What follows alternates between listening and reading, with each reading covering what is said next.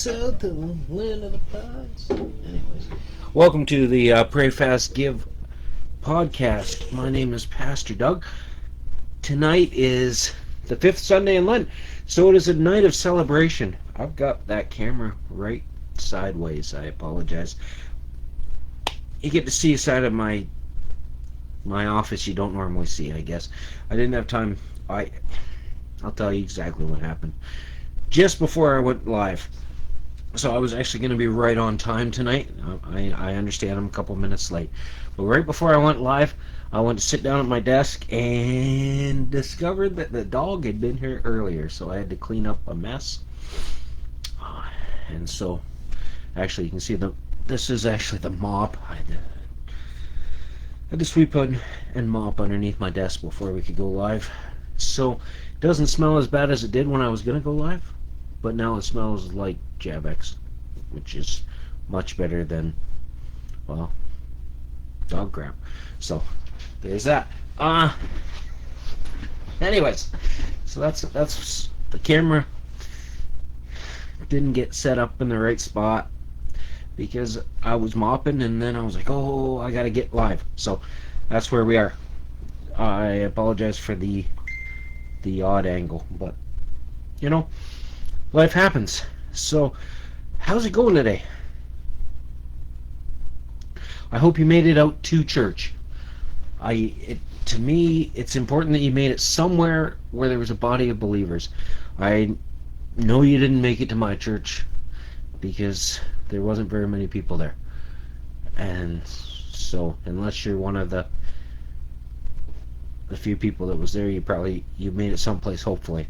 So, and so, you know, honestly, it's kind of discouraging when church is not very full. You know, there was like 7 of us there this morning, which is better than 5 or 6, right? But not as good as 30 or 40. So, you know, that's the way it is. That being said, I got a very encouraging call. A young man who I had the privilege of baptizing a couple of years ago, and who's growing in his faith on a regular basis. He called me. He needs a hand with something later on in the week, so I'm going to go see him. But, you know, he was telling me about his faith journey, and that he had been in church earlier that morning, and he was telling me about his kids and some of the decisions they're making around what they're teaching their kids, and some of the life decisions he's making, and it was very encouraging to just know that there's other men that are working hard to raise families and to share the gospel.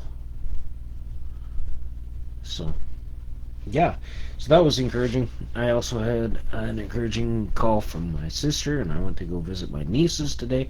So, all in all, it was a good day. It was a good day. There wasn't a lot of people in church, but that didn't stop me from delivering a sermon. And I preached the same way I would have if there was 100 people in the room. And so I was quite exhausted by the end of it, which is good. That's a good thing. And so I will put that up after this. I will post it when I'm posting tonight's podcast onto YouTube. I will also upload the sermon from today, and then I will share the link on my personal Facebook page, and I'll share it on this page as well. And although I think it already is on this page because we went live. Yeah, I can't see to prove it, but we did go live, so it's probably already on this page. If it's not, I'll make sure it is. Otherwise, it'll go up. It'll be on our YouTube page and on our website and on my personal page. So, it was unanswered prayer. It was on prayer. It was on how to pray, and it was about when God answers prayer, when God moves. And we looked at Joel chapter 2, and we looked at how that prophecy was fulfilled in the time of Joel, but it was also fulfilled in the time of Jesus. And there's an aspect of it that the Apostle Peter speaks to when he quotes that same passage in Acts, where we're looking forward for a future complete fulfillment of that same prophecy in Joel chapter 2. So check it out. I encourage you to check it out.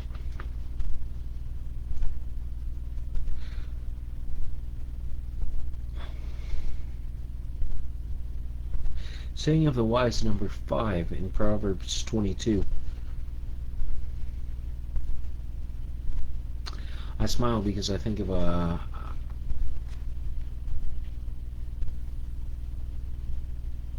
personal story I don't think I'm going to share.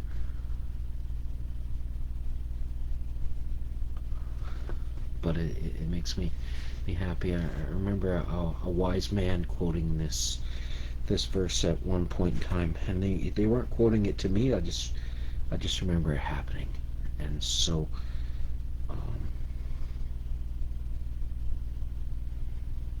yeah.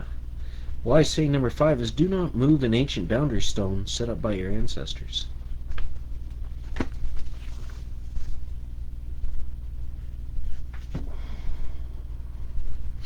Actually, I'm going to tell another story. A number of years ago, I had a neighbor. And the neighbor, I don't know where they got this from, but they thought that my laneway was on their property. And they were also trying to claim part of my garage as part of their property. And I went away for, I was gone for a couple of days. I come back, and they had painted lines in my driveway, and they had put a rope up to try and keep me off a part of my laneway. And I went over, I knocked on the door, and I said, you might want to take your rope down. I don't think that line is where you think it is. And they were adamant it was, and I said, you know, I need you to make a phone call then, because I'm pretty sure that this tree, which, if anybody's ever been to St. William's, there are maple trees that are at least 3 feet around. They're giant maple trees. They were planted by our ancestors, and they were the original property markers. And this fella, he wasn't from around here, and he no longer lives here, but he wasn't from around here. And he didn't know that. And I said, I'm pretty sure this tree is where the marker is. But if you need to call somebody, I'll honor whoever you gotta call. And he wouldn't believe me, and he wouldn't believe me, and this went on for a little bit, and I left his paint up, but I took his rope down. I coiled it up, I took it back, put it on his step. I'm like, this belongs to you, this is your rope. I don't need it. And so eventually he was going to prove me wrong. And once again, he waited until I was gone away for a couple of days. And he called in a survey crew. And they dug up the stake.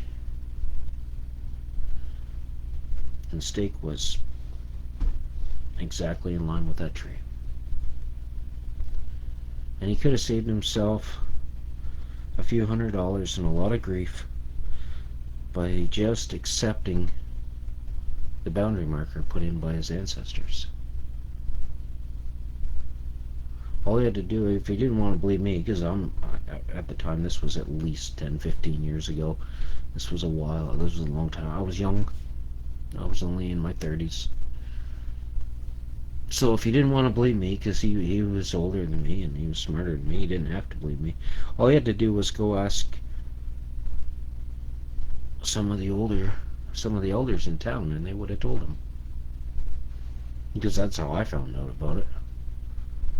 you just, and if you respected that, he would have saved himself a lot of grief, because I was never concerned. And sometimes that's just the way it is. There are things in this world, and they might be a physical marker, they might be a property line, but there's other boundaries. Words that are inappropriate. Less and less now, but there was a time when there were dress codes. There were different things that people honored, and they were put in place by our elders. And if we honor them, instead of altering them, well, I think we'd all be better off. I didn't know this was the message for tonight. I don't read ahead. Maybe I should have, but it's kind of cool. Anyways, yeah, it was a good day, and it was a day of celebration. A day without fasting. I had hamburger buns tonight. I made homemade venison patties, and had some bread. Got into the soda stream.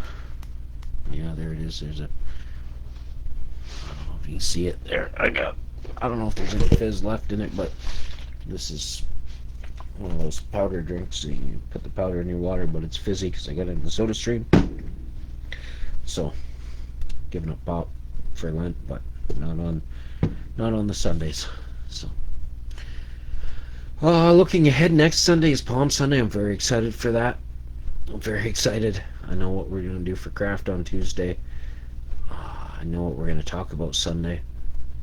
So we're going to take a break before we get into Joel 3, and we're gonna celebrate Palm Sunday, and then we'll do Easter Sunday. So, and then I think after we finish the book of Joel, we're going to move into Acts. But we'll see. We'll see. I'm still trying to get into 1st and 2nd Peter, and I haven't made it there yet. And I don't know. Maybe it's because I want to get there, and the Spirit has a different idea. I don't know. I don't know. We'll see. But anyways, that was today, and I don't know. I don't have a lot else to say. Put your comments in the comments. Put your prayer requests in the comments. And I really encourage you, if you have a few minutes this week, probably 20. I haven't actually checked the runtime on it.